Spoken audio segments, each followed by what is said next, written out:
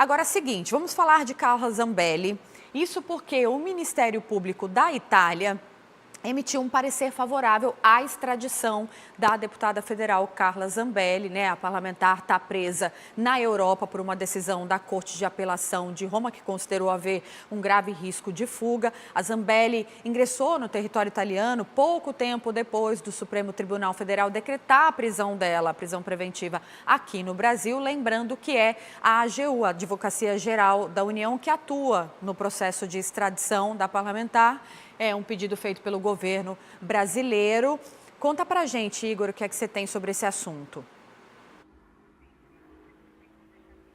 Olha, a grande esperança da deputada federal Carla Zambelli é que, como quem está no poder lá na Itália é alguém ultraconservador, é um partido, são políticos mais da direita, ela achava que assim ela iria ganhar, então, aquela questão de ficar por lá, aquela cidadania. Ela tem dupla cidadania, cidadania italiana, então ela achava que por causa dessa cidadania italiana e porque o governo que está na Itália é um governo de ultradireita, ela acharia que ganharia ali asilo político e eventualmente não cumpriria a pena de 10 anos de prisão aqui no Brasil. Só que o que é levado em consideração pela justiça italiana é o fato dela estar condenada, é o fato de ter um crime que ela cometeu e também o fato de que Brasil e Itália têm acordos, têm parcerias comerciais e políticas, diplomáticas de muitos e muitos anos. Então, a justiça italiana jamais colocaria em xeque essa diplomacia honrosa que tem no Brasil por causa de uma pessoa que já está condenada. Então, hoje foi uma derrota para Carla Zambelli, justamente porque é mais um passo para a extradição da deputada federal, ela que se escondeu na Itália justamente para não cumprir a pena no Brasil, e graças a um político de esquerda da Itália, ela conseguiu ser localizada e a polícia a prendeu em flagrante, depois convertido em preventiva. Então é um momento em que a Carla Zambelli se agrava a situação dela, porque aquela esperança de asilo político não vai ser conquistada, muito provavelmente ela vai voltar para o Brasil para então cumprir a pena. Quem não está nada satisfeito, além da Carla Zambelli, é o advogado dela, o doutor Fábio Pagnosi. Ele publicou um vídeo falando a respeito desse assunto. Vamos ouvir. Fora o Brasil, que não tivemos acesso a provas que condenam a deputada Carla Zambelli, a defesa na Itália não consegue acesso a provas ou não consegue acesso a simplesmente as decisões do Ministério Público. Inclusive, na outra audiência, também a imprensa teve primeiramente as decisões. Obviamente, isso não saiu da imprensa. A gente já sabe de quem saiu, mas eu não posso, obviamente, me expressar aqui e falar quem foi que vazou essas informações. Mas eu venho aqui dizer que a deputada Carla Zambelli é perseguida política. E a deputada Carla Zambelli não está tendo o seu direito de ampla defesa. Bom, ao conquistar a cidadania italiana, então ela é considerada uma cidadã italiana comum, como todos os outros, mas mesmo assim ela não deixa de ser uma política brasileira que está foragida no Brasil, que saiu fugida do Brasil e que está condenada por um crime onde tem muitas provas as quais ela cometeu, condenada a 10 anos de prisão. Então jamais a justiça italiana iria colocar em xeque a diplomacia honrosa, muito bem construída que tem com o Brasil, por causa de uma pessoa que está foragida e que está condenada. Então a situação dela continua extremamente ruim e vai se agravando, só piora com o passar do tempo. Lembrando que Carla Zambelli segue presa, ela passou por várias audiências de custódia que foram negadas pela justiça italiana e ela vai continuar presa até o dia da extradição. Hoje foi uma vitória para a Advocacia Geral da União Brasileira. Carolina. Agora é esperar, né, Igor, a decisão da justiça mesmo italiana, porque essa foi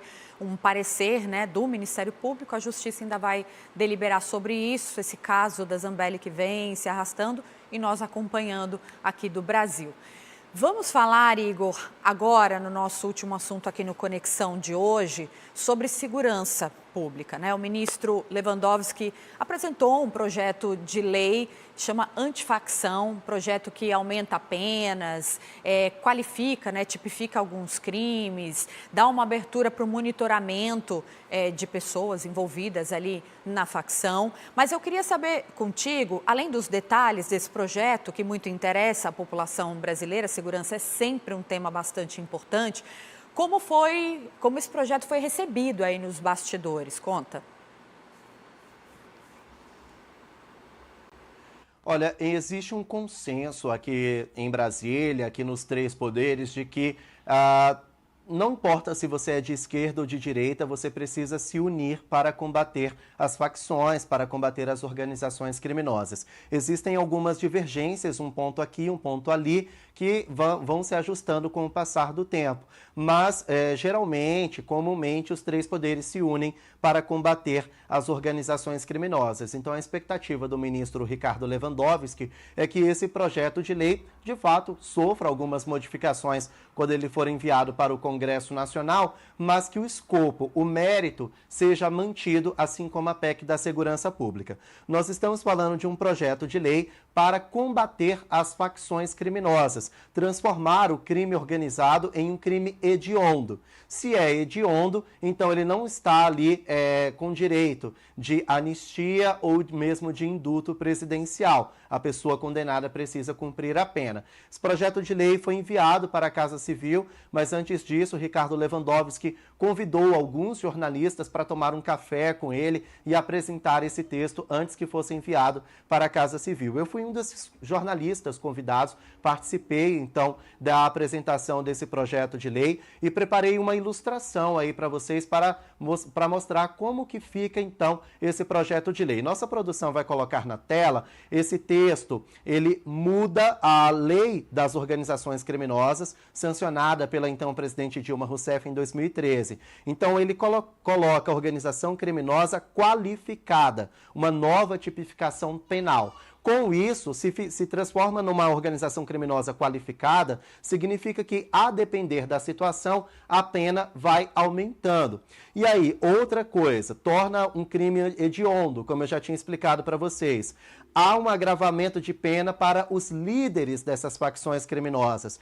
Também acaba dando suporte para os policiais que forem escalados para se infiltrarem, fingirem serem faccionados, como na verdade são policiais disfarçados para combater as organizações criminosas. Também cria pessoas jurídicas, empresas que hoje são utilizadas para financiar a organização, a facção criminosa.